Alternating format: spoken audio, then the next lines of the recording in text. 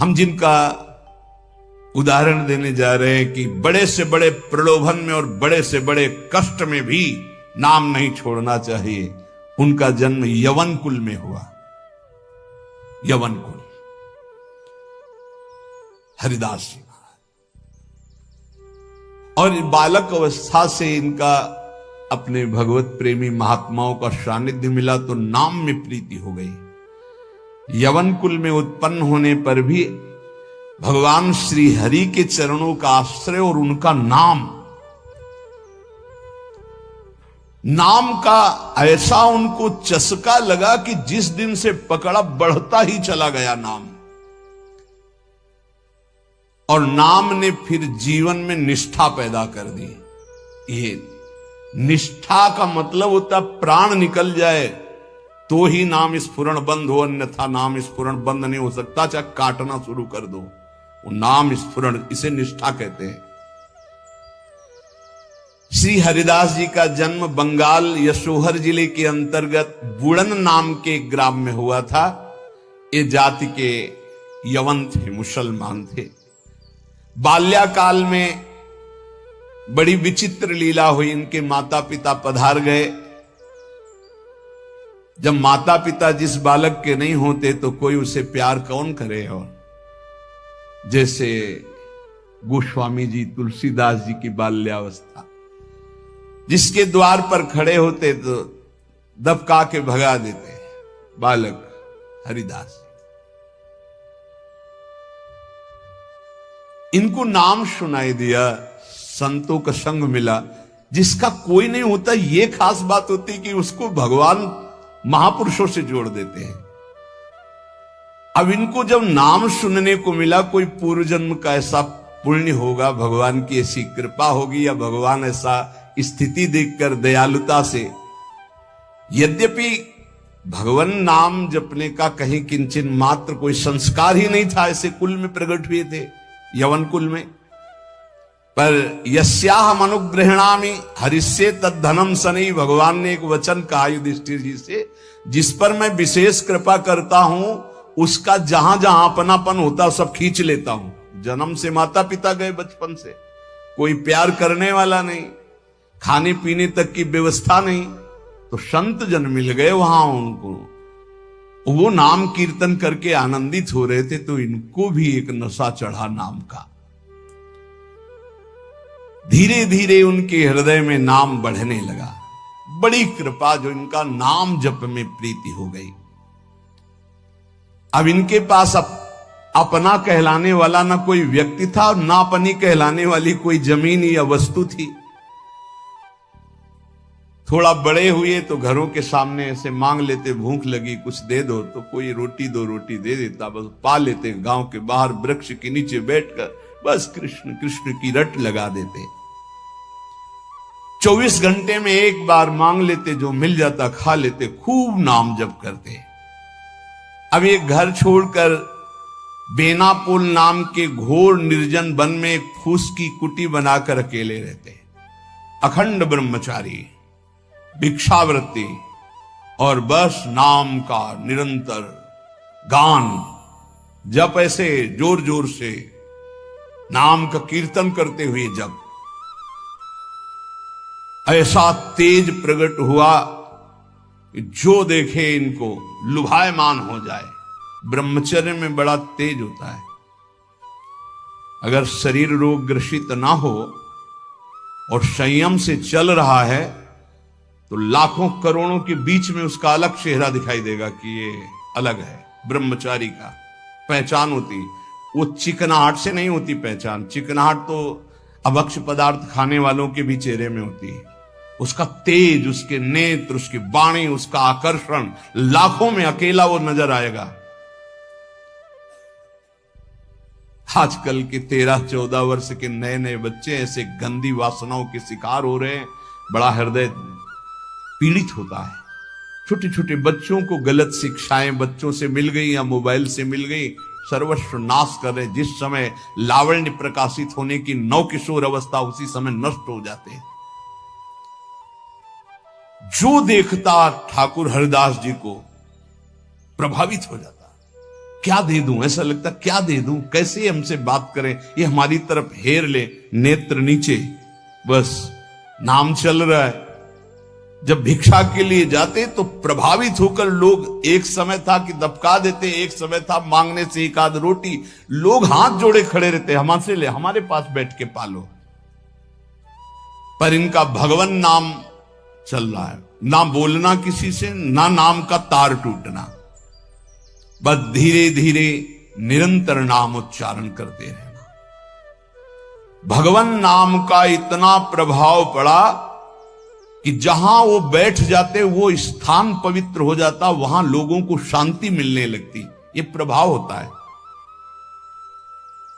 इनका यश फैलने लगा दूर दूर तक। अब लोग इनके दर्शन करने के लिए आने लगे। तो जब लाखों की श्रद्धा होती तो 10-5 ऐसे दुष्ट स्वभाव के होते हैं कि उनको ईर्ष्या होती, जलन होती है, अपने आप होती, महापुरुषों से उनको जलन होती है। वो भगवान की लीला होती है। क्या लीला होती है? डंडे में ही झंडा फहराया जाता है। तो ये जो दुष्ट लोग ईर्ष्या करके भक्त को सताते हैं, ये डंडे का काम करते हैं, उनका यश फहराते हैं। जो दुष्ट और ईर्ष्यालु लोग हैं उनको असह्य हो गया यश। लाखों लोग जब हरिदास जी के दर्शन के लिए हो, तो उसमें से ऐसे भी लोग थे जिनके भारी ईर्ष्या पैदा हुई, कैसे इनको नष्ट किया जाए। ये ऐसे होते हैं ईर्ष्या। पूज्य उड़िया बाबा का जब वृंदावन में यश प्रकट हुआ तो कुछ लोगों ने चंदा इकट्ठा करके बाबा की बीच सत्संग में नाक काटने के लिए आदमी तय किया।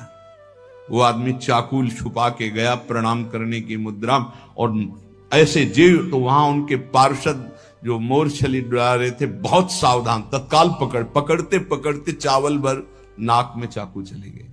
बाबा उनको तत्काल एकांत लय गुफा में ले गए और कहा, भैया हमने कभी कोई कटु वचन आपको कहा क्या? तो रो पड़ा, बोले बाबा पैसे में, गरीब आदमी हूं मैं, पैसे में बिक गया, मुझे अमुक ने इतने रुपए दिए हैं और कहा इसके बाद इतने रुपए और देंगे, मैं हाथरस का हूं, मैं गरीब आदमी हूं, केवल पैसे के लिए काम, मैं आपको नहीं जानता था पर हमसे कहा गया कि जाइए और ऐसा कर।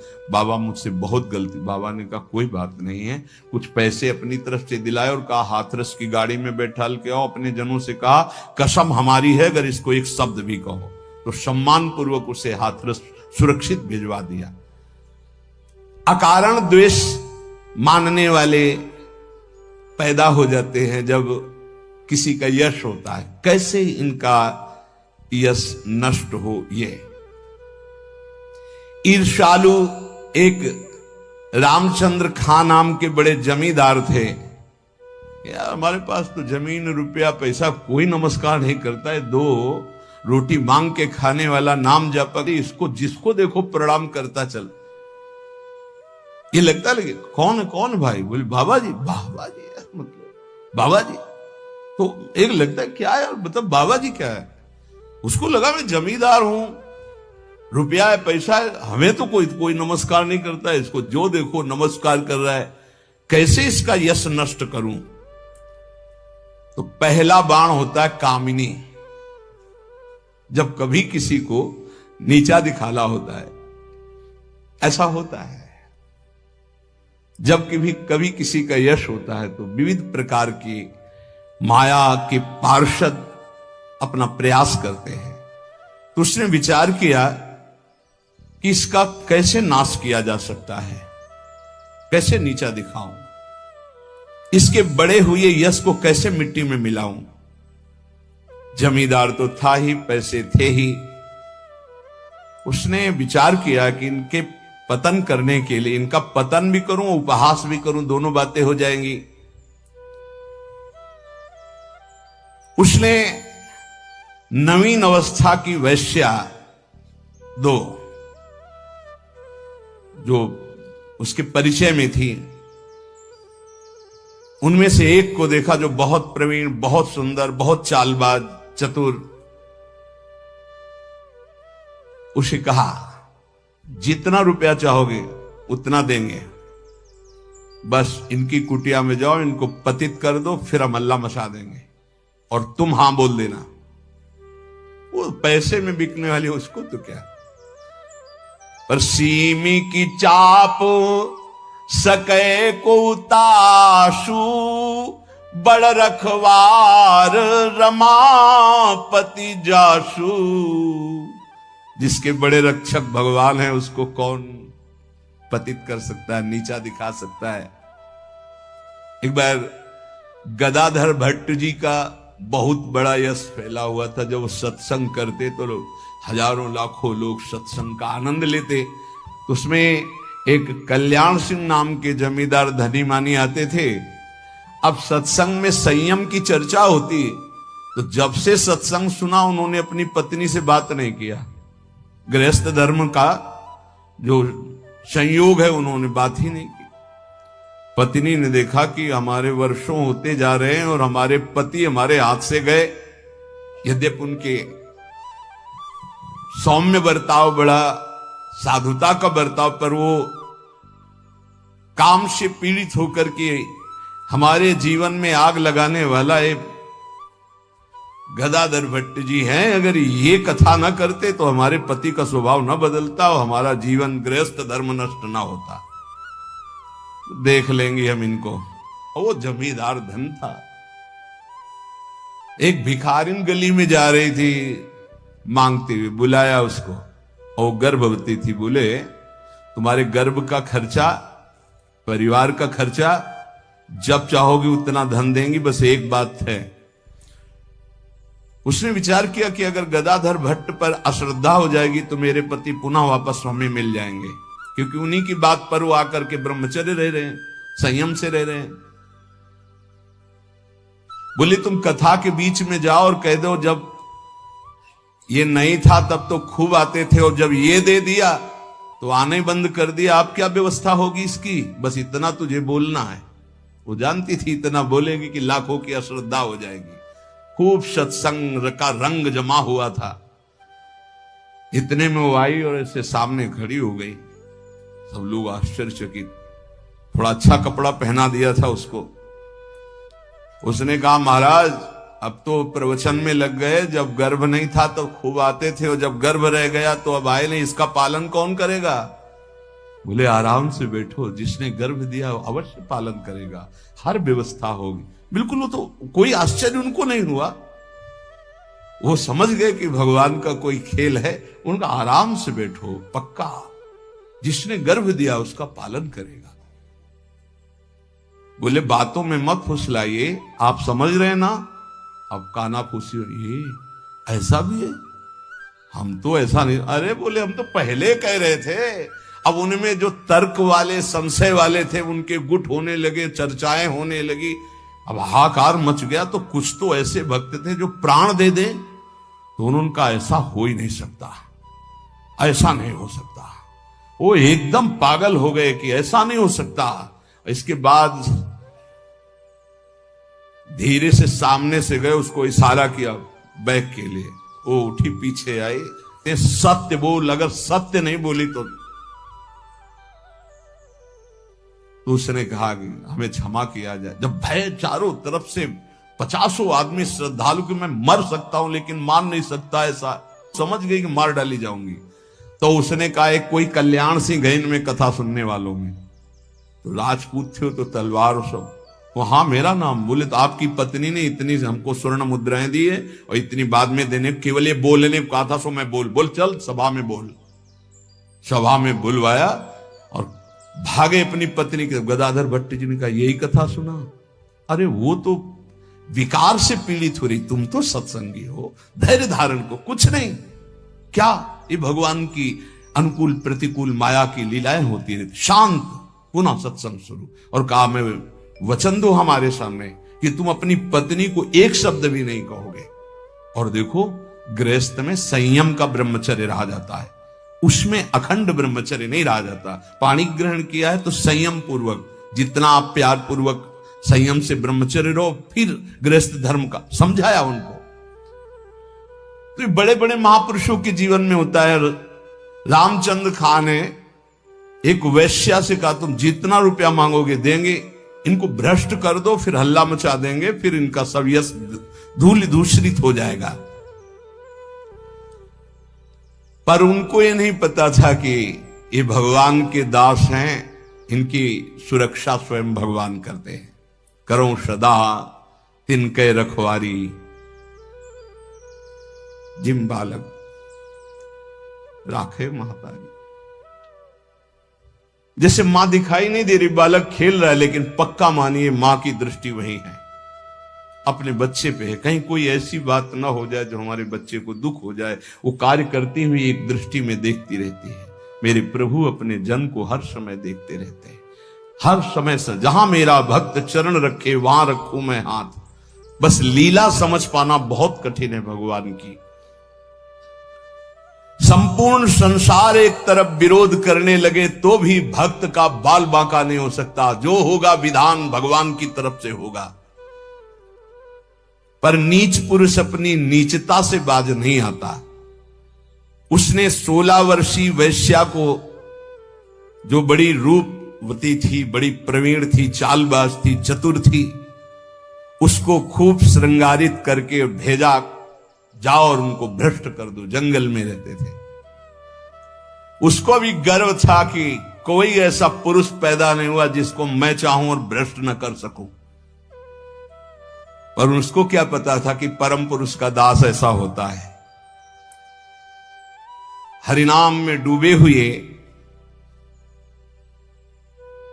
श्री ठाकुर हरिदास जी उसकी कुटिया में गए। ठाकुर हरिदास जी ने कृष्ण कृष्ण शांत बैठे हो अपने कृष्ण कृष्ण, बार बार बोलना चाहती, कुछ बात कर, हरे कृष्ण हरे कृष्ण।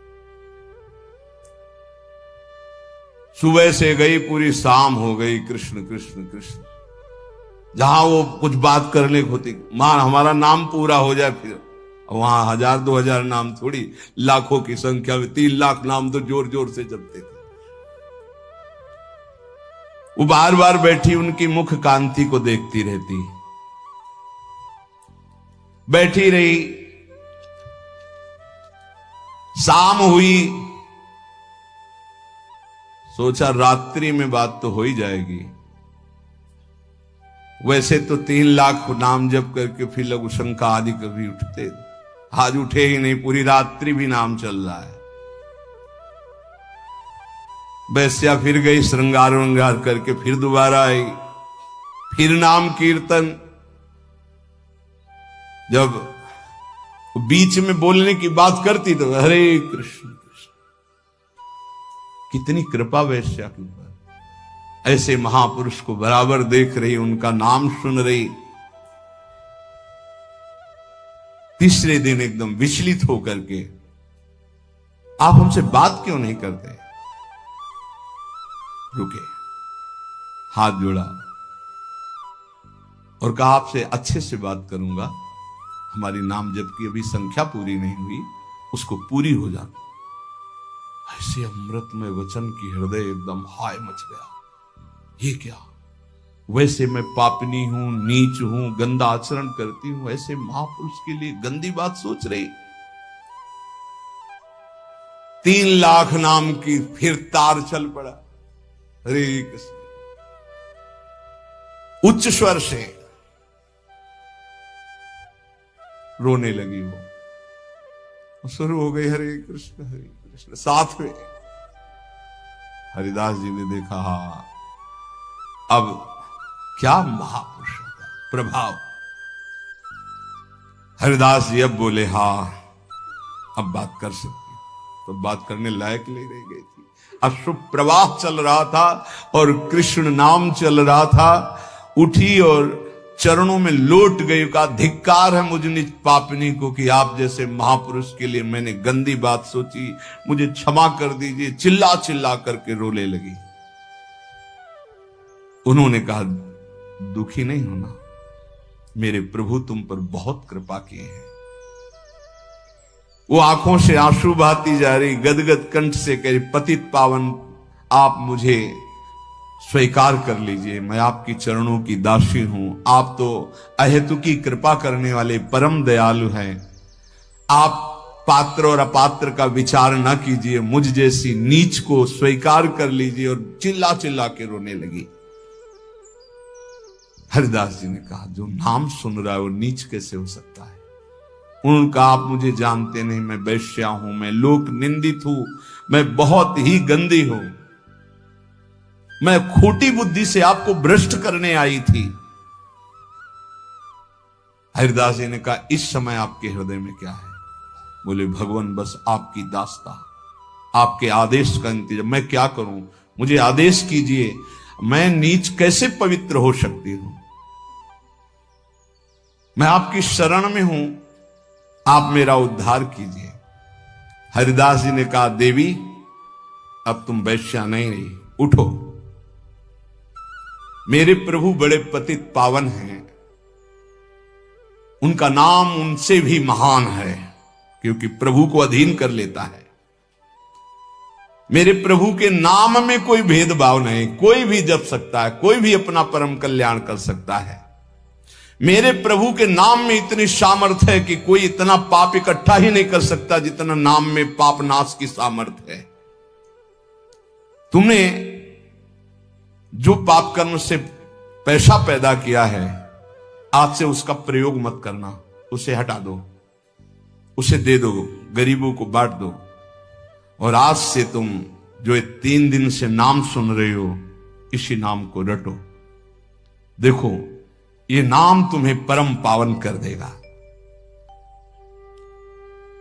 वैश्या ने कहा, अब तो मैं जाऊंगी नहीं अपने घर, संपत्ति बांटने की तो बात, अब वहां जाऊंगी नहीं। तो उन्होंने कहा, फिर इसी कुटिया में रहकर तुम नाम जप करो। मैं चला। वो वैराग्य लेके उसी कुटिया में नाम जप करने लगी और उसका नाम हरिदासी हुआ। और हरिदास जी उसी समय उस कुटिया से निकले, सीधे शांतिपुर अद्वैताचार्य के समीप चले गए। अद्वैताचार्य जी बहुत बड़े महाभागवत, वो सदैव श्री कृष्ण चिंतन में संलग्न रहते, अद्भुत विद्वान, शास्त्रज्ञ, भगवत प्रेमी महापुरुष। अब वो फटे पुराने कपड़े पहन करके वैश्या वही नाम कीर्तन कर। अब उस जमींदार के तो होश उड़ गए कि मैंने भेष छुड़वाने के लिए वैश्या को भेजा था और यहां वैश्या ही अपना भेष परिवर्तन करके वहां नाम जप करने लगी। ये क्या है नाम जापक जन, भगवान की जन। उस वैश्या का वैसे ही सम्मान होने लगा कुछ वर्षों बाद जैसे हरिदास जी का होता था।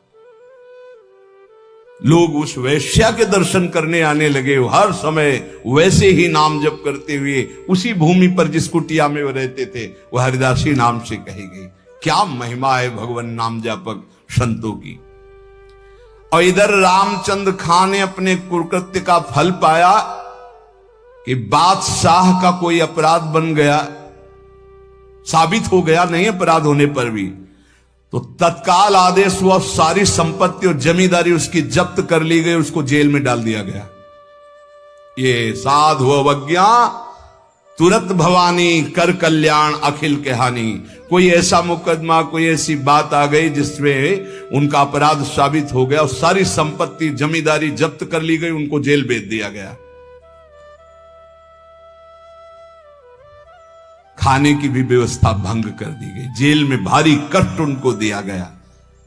पक्का जो भक्त का अपमान करता है, भक्त को नीचा दिखाना चाहता है, उसकी दुर्गति पक्की हो जाती। यहां तो ये ब्याज है, मूल तो और मिलेगा। अब आती है भय की बात, यह है प्रलोभन।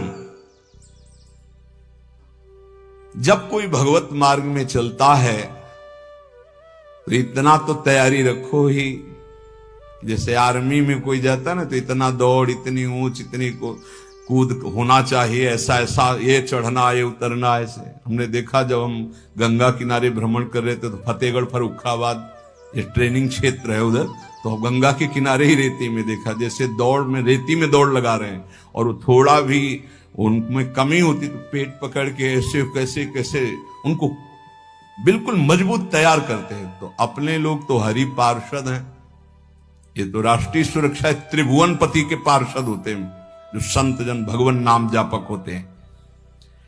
अब इनकी कसाई कितनी जोर की होती है, पर उनके हृदय में भय नहीं होता, बस ये बात समझ लीजिए। ये सुन करके भयभीत मत होना।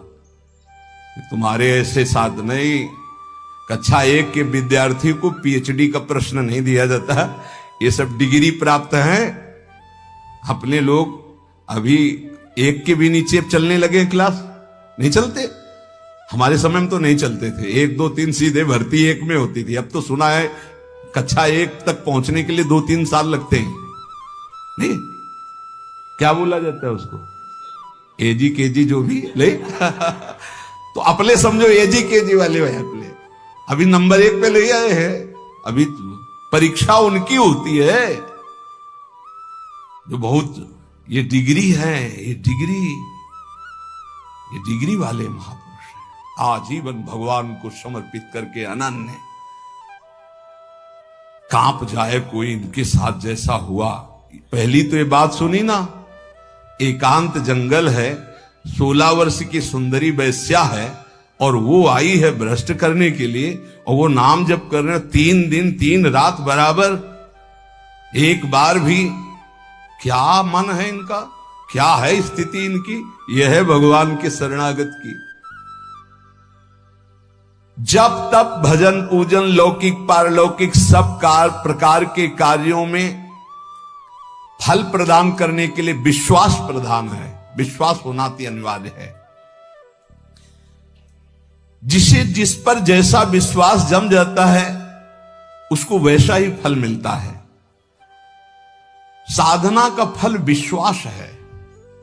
बिन विश्वास भगत नहीं ते बिन द्रवहि न राम, हित ध्रुव जो विश्वास है तभी सुधरे बात। विश्वास है तो असंभव को भी संभव कर देना। असंभव ये विश्वासी के लिए शब्द ही नहीं है। असंभव ऐसा नहीं हो सकता, ये विश्वास में नहीं है।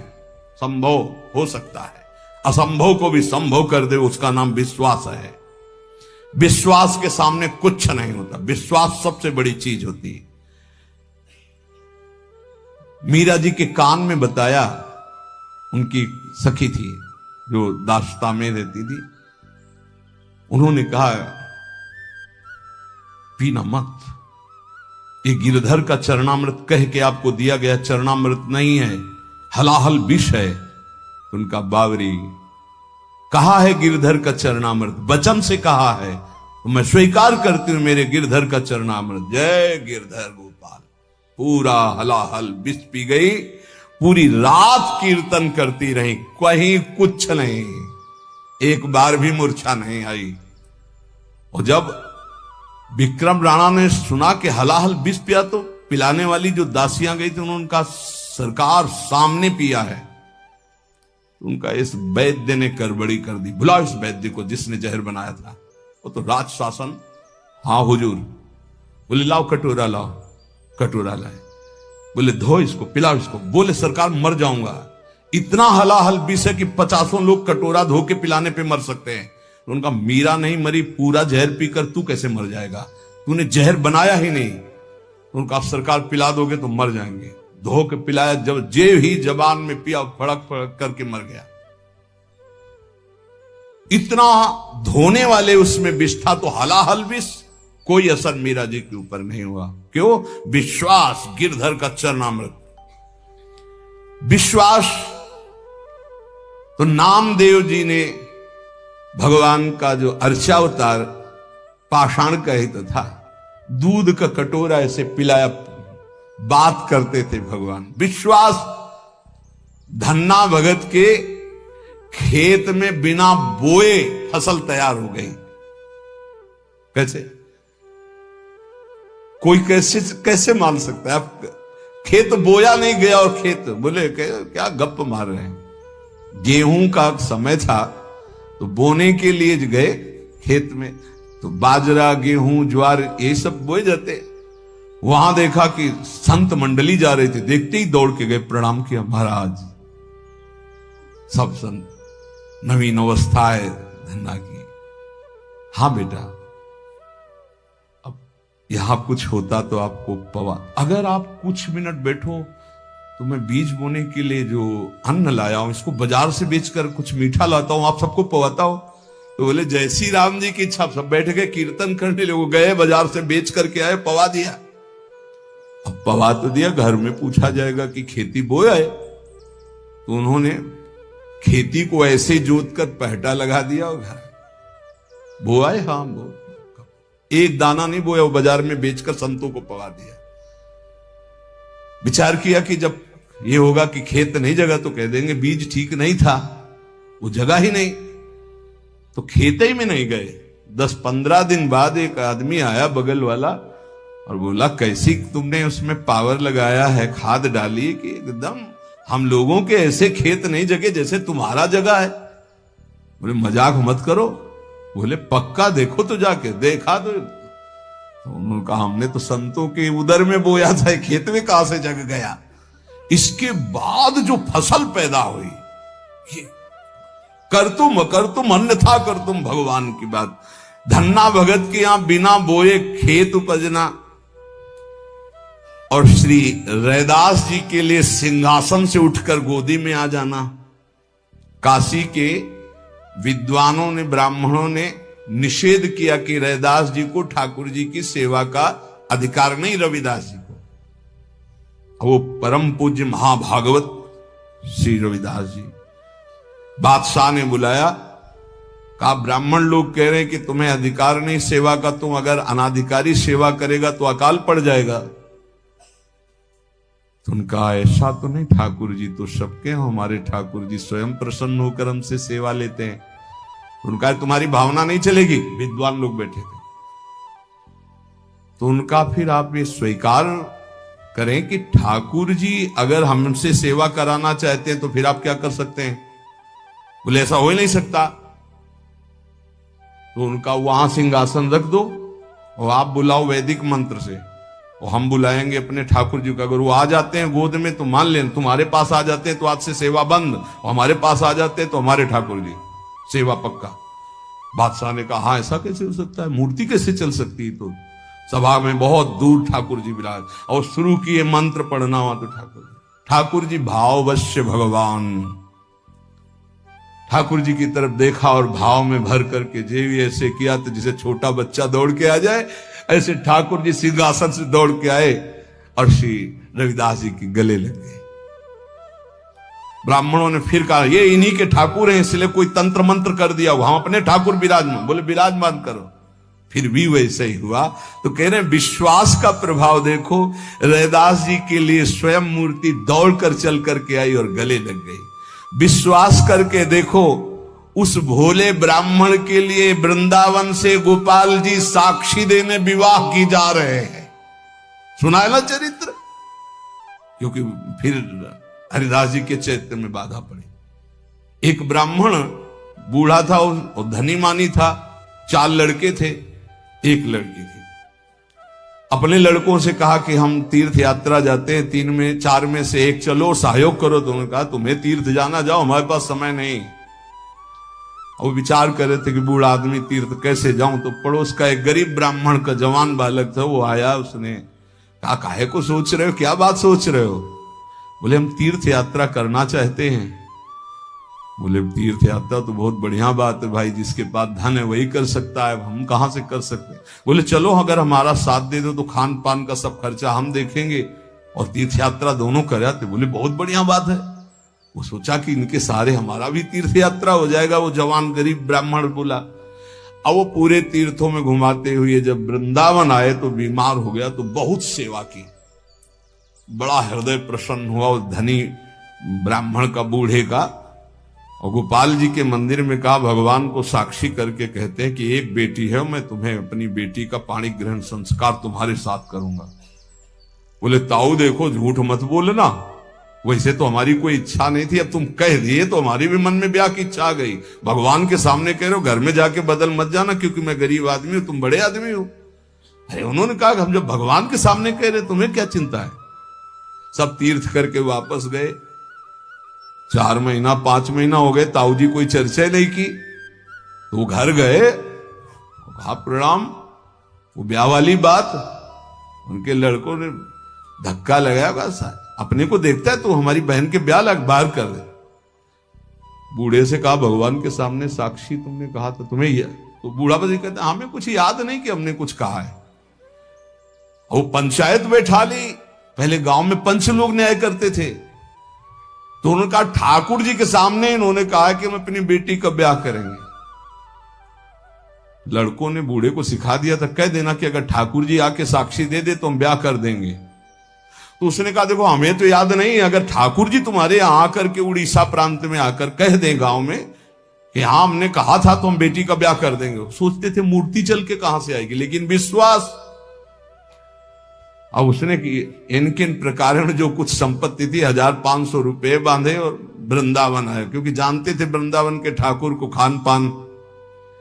गोपाल जी का दर्शन किया, का महाराज याद है तुम्हारे सामने वो बूढ़ा ब्राह्मण कहा था हमारे ब्याह का मामला है, साक्षी आप हो।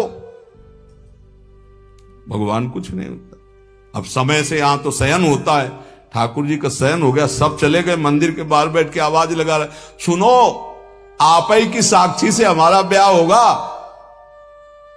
अब सब चले गए थे, रात्रि का समय। ठाकुर जी ने अंदर से कहा मूर्ति कहीं जाके गवाही देगी?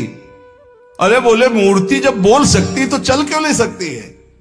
ठाकुर जी उठ के आए और कहा देखो यार चल तो सकते, हमें खान पान की भी। बोले हमें पता था, आपका स्वभाव पता था कि माखन मिश्री ये सब आपको पसंद है, हमारे पास कुछ रुपया है, हम सब खरीद लेंगे और लेकर चलेंगे। तो बोले जल्दी व्यवस्था करो, रातों रात यहां से निकल चलते। ठाकुर जी देखो तैयार हो गए।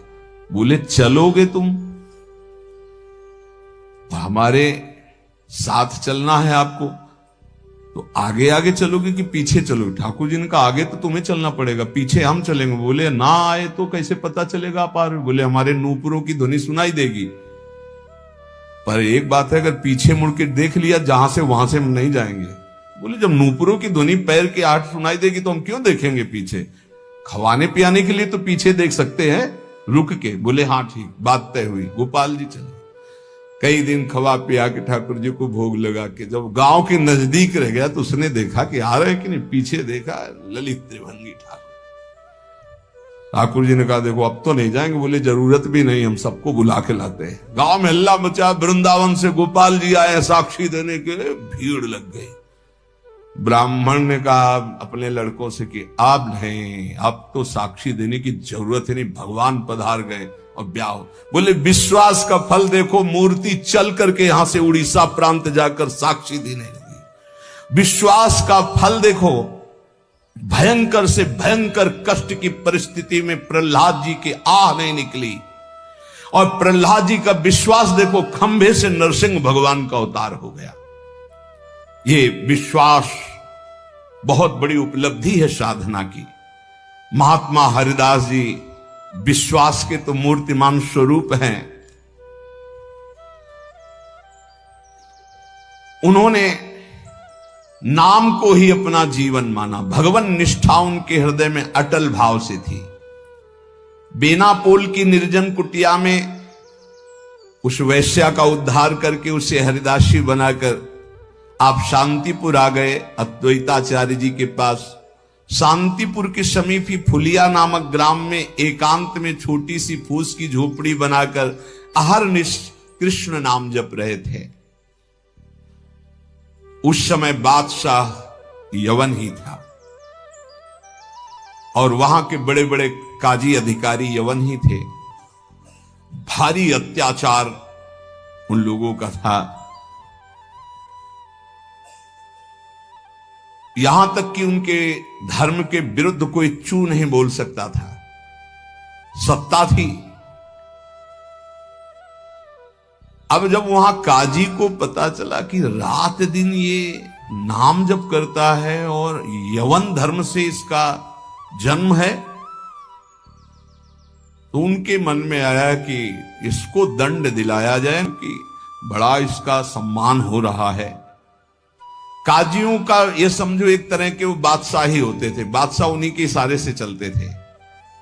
गोराई नाम का एक काजी था जो बहुत ही कठोर और कर्कश स्वभाव का था। हरिदास जी का प्रभाव देखकर वो ईर्ष्या से देखता। मतलब कुछ लोग ऐसे देखते हैं कि बस उनके पास जो है वो भस्मासुर वाली ताकत नहीं है कि हाथ धर दे भस्म हो जाए, नहीं तो भक्तों को वो भस्म ही कर दे। ऐसी दृष्टि होती है, वो दृष्टि से पता चलता है।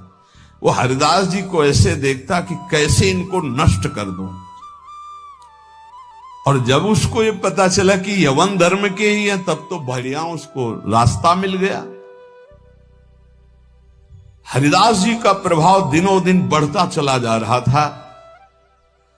उसने विचार किया कि यवन धर्म के होकर के हिंदू धर्म का नाम ले रहे हैं, ये तो कुफ्र है, काफिर है, ऐसा काजी ने विचार किया। इसे बादशाह के सामने पहले पेश करें, फिर इसको दंड निर्धारित करें। गुराई काजी ने विरुद्ध राज दरबार में अभियोग चला दिया ठाकुर हरिदास जी की। राज आज्ञा हुई तत्काल गिरफ्तार किया जाए, क्योंकि बादशाह यवन था। हथकड़ी बेड़ियों से जकड़ लिए गए ठाकुर हरिदास जी। ये डरना नहीं, ये डिग्री वालों की बात है जो उच्च कोटि के महापुरुष हैं। तुम मत सोच लेना कि हम राधा राधा जपेंगे तो, हाँ, ऐसा नहीं।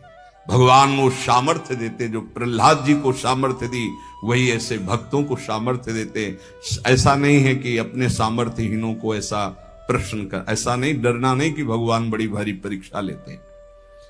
हथकड़ी बेड़ियों से जकड़ लिए गए और इनको पेश किया गया निरपराध हरिदास जी को अपराधी की तरह। बादशाह ने देखा 9 युवक तेज से प्रभावित, मानो पूरा सभा आश्चर्यचकित और आलोकित हो गई हो, प्रभावित हो गए। जो यवन बादशाह थे, और कहा सम्मान से इनको बैठाला जाए। आसन दिया गया, आसन पे बैठे। हरिदास जी जब बैठ गए तो बादशाह ने कहा कि आपने स्वाभाविक धर्म परिवर्तन किया है। तुम्हारा जन्म तो मुसलमान के घर में हुआ है, और ये तुम्हारी, जैसे अपने भगवान का नाम लेते हैं, तैसे अपने भगवान का नाम लेके बोले कि तुम्हारी तो कृपा ही जो है, जो यवन धर्म में तुम्हारा जन्म हुआ। बादशाह ने कहा तुम काफिरों का आचरण क्यों करते हो?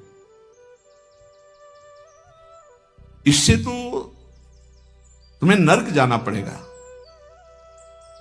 मुझे बड़ी दया आ रही तुम्हें देखकर। दंड देना नहीं चाहता, फिर भी तुम तौबा बोलो, प्रायश्चित करो और कलमा पढ़ो, छोड़ो इसे, तो तुम्हारे दंड में हम कुछ कमी कर सकते हैं, नहीं तो भयानक दंड तुम्हें मिलेगा, क्योंकि तुम काफिर हो। सुख की प्राप्ति धर्म से चलने से होती, तुम धर्म का त्याग कर चुके हो। हरिदास जी ने कहा श्रीमान महाशय, आपने जो कुछ कहा, आप अपने ज्ञान के अनुसार, विश्वास के अनुसार, धर्म के अनुसार ठीक बोल रहे हैं। आपका विश्वास आपको फल देता है, ठीक कह रहे हैं। क्या कोई हिंदू आपके धर्म को स्वीकार करेगा? अगर स्वीकार करेगा तो उसे नरक मिलेगा? बोले नहीं, वो स्वीकार कर सकता है और उसकी भगवान की कृपा होगी। वो अपने भगवान का नाम लेते हुए बोले हाँ, तो क्या कोई इस्लाम छोड़कर अगर हिंदू धर्म को स्वीकार करता है, क्या उसके ऊपर भगवान की कृपा नहीं होगी? क्या वो भगवान का भजन नहीं करता? फंसा लिया। काजी बीच में बोल पड़ा, देखो साहब, इसकी बातों में मत आना। अगर आप इसको छूट दी तो आगे आप समझ लीजिए कि आपके धर्म में चलने वाले कितने लोग ऐसा करने लगेंगे। हरिदास जी ने कहा हमारी निष्ठा भगवान नाम में है। आप चाहे अभी इसी क्षण मेरे प्राण ले लो, मेरा नाम रुकने वाला नहीं। मैं कभी तौबा नहीं बोल सकता, क्योंकि मैं कोई अधर्म नहीं कर रहा हूं, किसी को कष्ट नहीं दे रहा हूं। ये निष्ठा देखकर पसीना पसीना हो गया मुलुकपति। तेज गर्व भरी भगवान निष्ठा की बात, इस पे नहीं दैन्यता होती। नहीं, प्राण ले लो अभी अपने हम धर्म पर। मुलुकपति ने कहा तुम्हारी बातें हिंदुओं के लिए ठीक हो सकती, लेकिन हम यवनों के लिए नहीं। तुम हमारे धर्म में पैदा हो इसलिए हमारी बात पर विश्वास करो। हरिदास जी ने कहा, महाशय आपका कहना ठीक है, किंतु विश्वास किसी बल से नहीं तोड़ा जा सकता। बादशाह से ऐसे बात वही कर सकता है जिसे भगवान का बल प्राप्त हो। देखो, मैं पूर्व जन्म का कोई ना कोई संस्कार लेकर के आया हूं जिससे भगवान नाम में मेरी प्रीति हुई है, और मैं भगवान नाम छोड़ नहीं सकता। मेरा दृढ़ विश्वास है चाहे अभी प्राण ले लिए जाएं। और अगर आप ऐसे ही दंड देने वाले हैं तो कितने लाखों हिंदुओं को मुस्लिम बना लिया, क्या उनको दंड दे रहे हैं आप? यदि ऐसा वो दंड के अपराध भागी नहीं बने कि हिंदू धर्म छोड़कर आपने उनको यवन धर्म में बना लिया, तो मैं यवन धर्म छोड़कर अगर नाम जप करता हूं तो मैं अपराधी कैसे हो सकता हूं? बादशाह चुप हो गया। गुराई काजी ने देखा यहां मामला तो उल्टा हो गया। तब जोरों के साथ कहा, हम ये सब कुछ नहीं सुनना चाहते। इस जो धर्म के प्रतिकूल चले उसको दंड देना चाहिए। तुम अधर्म कर रहे हो, तुम काफिर हो, तुम्हें दंड मिलना चाहिए। काजी के बोलते ही बादशाह चुप हो गए, ना इधर कुछ बोल पा रहे ना इधर। फिर कहा कि देखो, गोराई काजी जो कह रहे हैं तुम वो बात मान लो और कलमा पढ़ो और छोड़ो ये नाम जप करना। हरिदास जी ने कहा, श्रीमान महाशय, हम एक बार केवल बोलते हैं, दोबारा आपको जो कहना हो सो कह लीजिएगा, मैं बोलूंगा नहीं। मैं प्राण त्याग सकता हूं पर भगवान नाम नहीं छोड़ सकता। क्या निष्ठा है! आप दंड जो देना चाहे मैं स्वीकार करता हूं, लेकिन नाम नहीं छोड़ सकता। मेरी देह के आप इसी सभा में सैकड़ों टुकड़े कर दिए, हर टुकड़े से निकलेगा कृष्ण कृष्ण कृष्ण, छूटेगा नहीं नाम। मैं तुम्हारे दंड देने से विचलित नहीं हो सकता। मैं हरिनाम को जब तक श्वास है नहीं छोड़ सकता। अब आखिरी मेरी ये बात है, आप चाहे दंड दें या जो चाहे सो करें।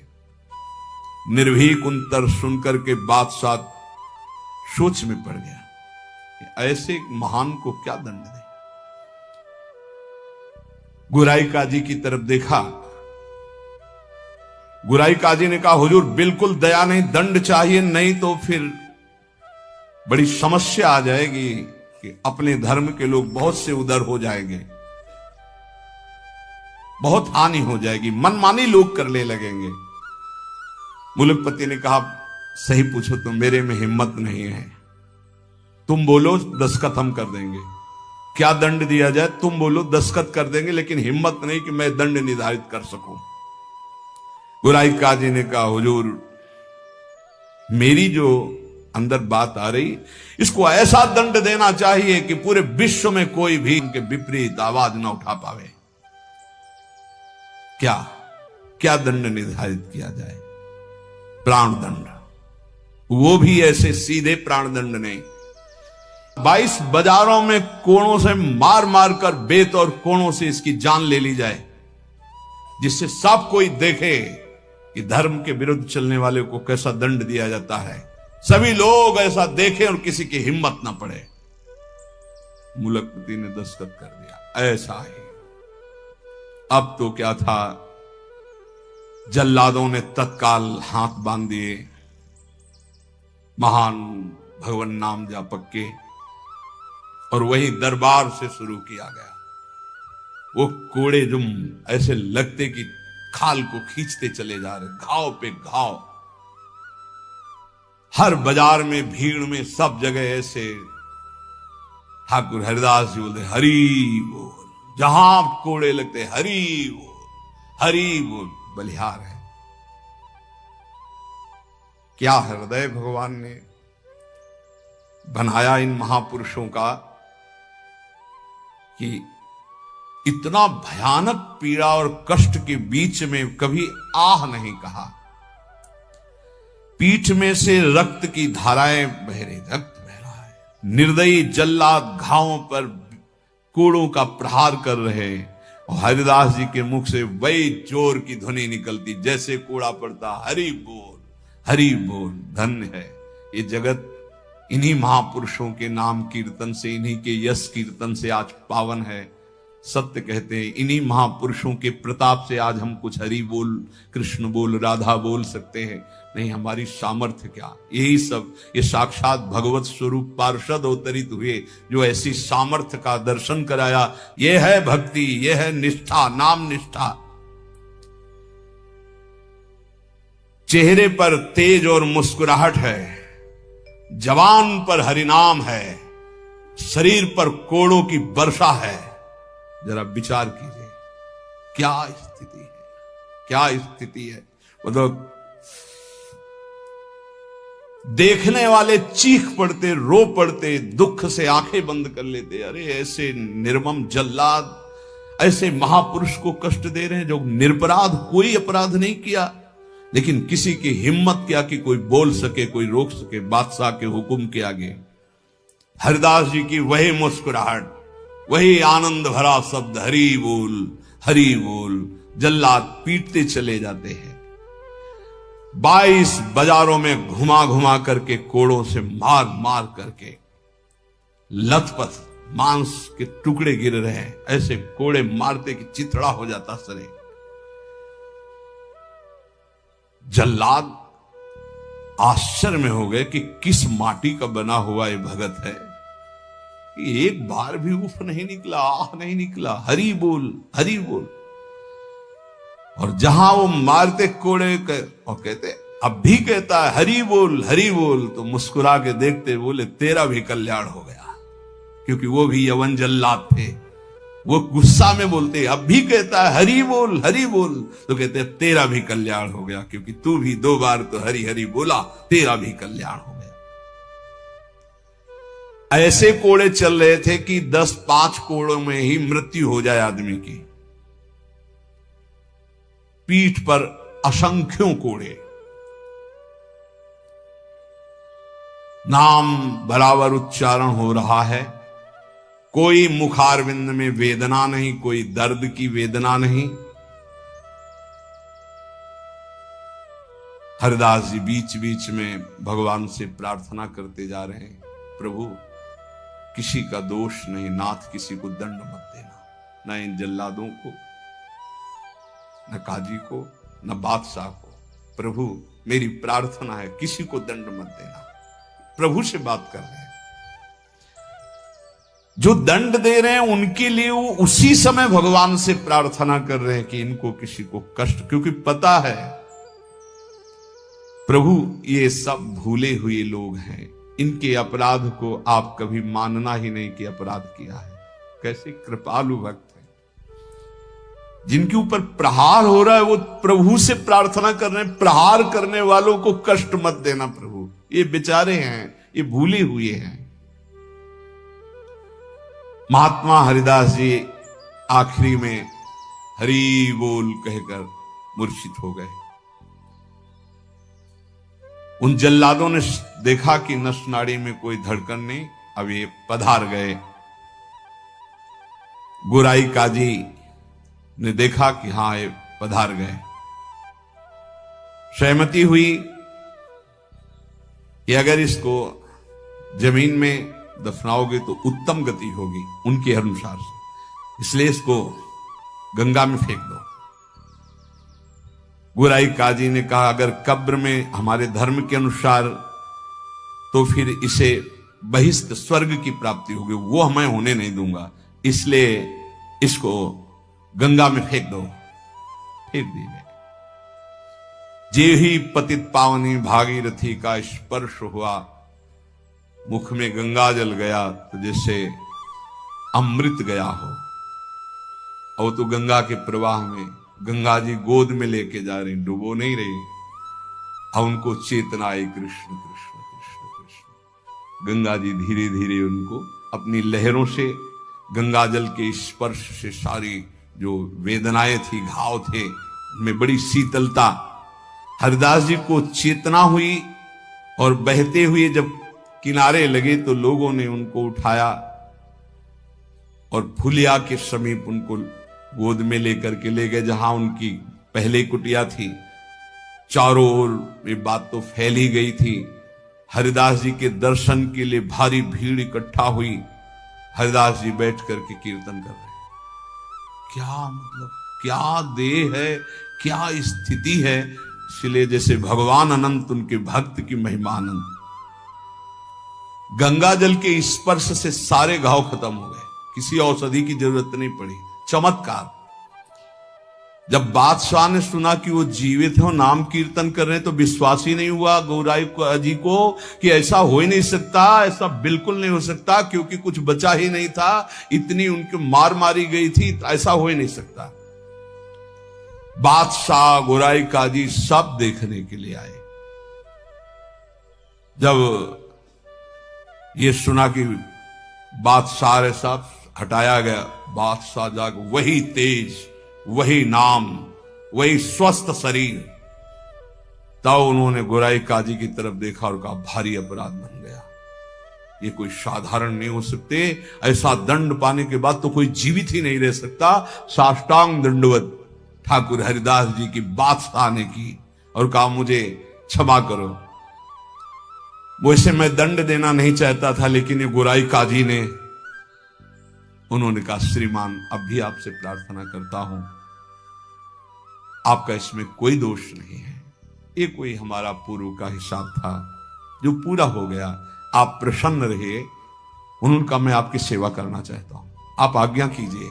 ठाकुर हरिदास से कहा बादशाह ने, उनका बस एक सेवा कर दीजिए, अब कभी आना मत और हमारे नाम कीर्तन में कभी विघ्न मत डालना।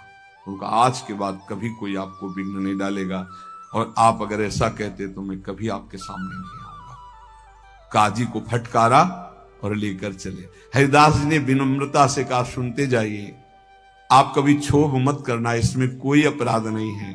देखो मनुष्य शरीर में दुख सुख का विधान होता है, हर जीव को अपने कर्म भोगने होते हैं। निमित्त किसी को कर्म बना दे, आपको निमित्त बना दिया, ये तो मेरा ही कर्म था जिसको मैंने भोगा। ऐसे कोई कर्म पूर्व जन्म में किए होंगे जिनका फल मुझे भोगने को मिला, आप कभी क्षोभ मत कीजिएगा। हरिदास जी की ऐसी बात सुनकर फिर बादशाह लौट पड़ा, चरणों में पुनः प्रणाम किया। जितने भी वैष्णव ये सब आकर के बड़ा दुख प्रकट किए हरिदास जी के पास। क्या भगवान, कहां भगवान, आपके ऊपर कोड़े चल रहे थे, कहां भगवान थे, क्यों नहीं बचाए। हरिदास जी ने कहा आप लोग नहीं जानते, आप तो शास्त्र के मर्म को जानने वाले हैं, लेकिन भगवान की कृपा को जानते हैं। मुझे जो दंड मिला उसका कारण है मैंने भगवान नाम की अवहेलना सुनी राज दरबार में, जीवित रहा, इसलिए मुझे दंड मिलना जरूरी था। और दूसरी बात, जिस समय मेरे ऊपर कोड़े चल रहे थे तुम्हें दिखाई नहीं दे रहा था, हरि ऐसे किए गए थे, एक भी कोड़ा मेरे ऊपर नहीं लगा। जैसे प्रहलाद जी से पूछते थे उनके मित्र कि तुम्हारे ऊपर हाथियों से कुछ लाया गया, ये तो कहते थे मेरे हरि मुझे ऐसे गोद में लिए, एक भी कष्ट मेरे को नहीं हुआ। ठाकुर हरिदास जी कह रहे तुम्हें नहीं दिखाई दिया, तुम कोस रहे हो प्रभु को। जिस समय कोड़े चल रहे थे हरि ऐसे शास्त्र बाहुओं से मुझे ढके हुए थे, वो कोड़े हरि के ऊपर चल रहे थे, मेरे ऊपर नहीं। वो हरि वार ले रहे थे, मेरे ऊपर नहीं। तभी वो जोर से बोलते थे हरि बोल, क्योंकि हरि पास में। ये भक्त जानता है, बाहरी क्या जाने।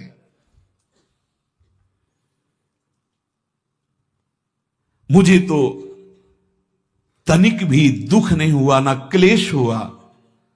बस आप सब भक्तों से यही कहते हैं, ठाकुर हरिदास जी कह रहे हैं, आप अविश्वास मत कीजिए प्रभु पर, उनके नाम में अपार सामर्थ्य। मुझे जो सुख मिला है वो तुम्हें कैसे बताऊं। जिस समय नाम चल रहा था और कोड़े चल रहे थे, उस समय मेरे को भगवान ऐसे घेरे हुए थे, तुम्हें कैसे बताऊं। शरीर को इतना भी क्लेश नहीं था, ये भक्त ही जानता है। ऐसे उत्तर सुनकर समस्त वैष्णवों को हृदय में संतोष हुआ। नहीं तो एक क्लेश था, कहां है वो भगवान जिनका हम नाम लेते हैं और ऐसे महान भक्त की खाल खींची जा रही है, और वो उस समय कहां है वो जो कहते हैं करो सदा तिनके रखवारी, कहां है। तब ठाकुर हरिदास जी ने बताया, जैसे प्रहलाद जी को सैकड़ों बार भयानक पीड़ाएं दी गई, पर्वत के नीचे दबाया गया, सर्पों के विष से पिलाया गया, डसवाया गया, गैस में बंद किया, क्या क्या कष्ट नहीं, कुछ भी कष्ट प्रहलाद जी को नहीं होता था। हरिदास जी महाराज का स्वस्थ शरीर, वहीं फुलिया ग्राम में रहकर निरंतर भगवान नाम कीर्तन।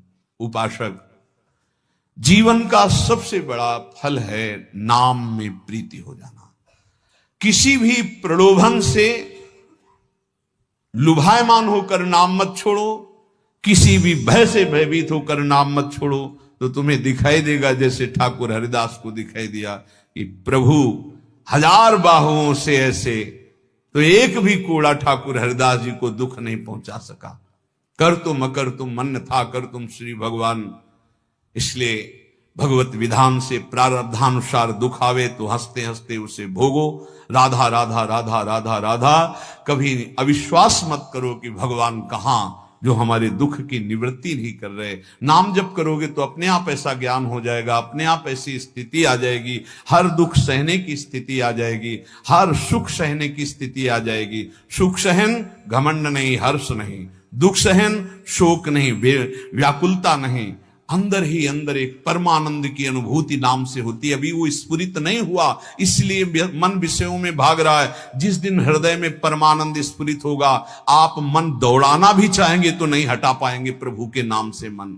ऐसा जैसे हृदय शुष्क है तो काम के लिए, भोगों के लिए, वासनाओं के लिए हमारा मन रुकने पे भी नहीं रुकता, भागता है। और जिस दिन निज सुख मिलेगा, भगवदानंद मिलेगा नाम जप से, उस दिन आपके सामने भोग सुखद होंगे संसारिक, और आपको भोगने की इच्छा नहीं होगी, और आपको भोग के लिए प्रेरित किया जाए तो भी आपके मन में घृणा ही होगी, इच्छा ही नहीं होगी। वो निज सुख है। वो जिस समय स्फुरित होता है तब वो त्रिभुवन विजेता हो जाता है। कोई भी लोकांतर का भोग उसे प्राप्त नहीं कर पाता, और वो सुख नाम से मिलता है।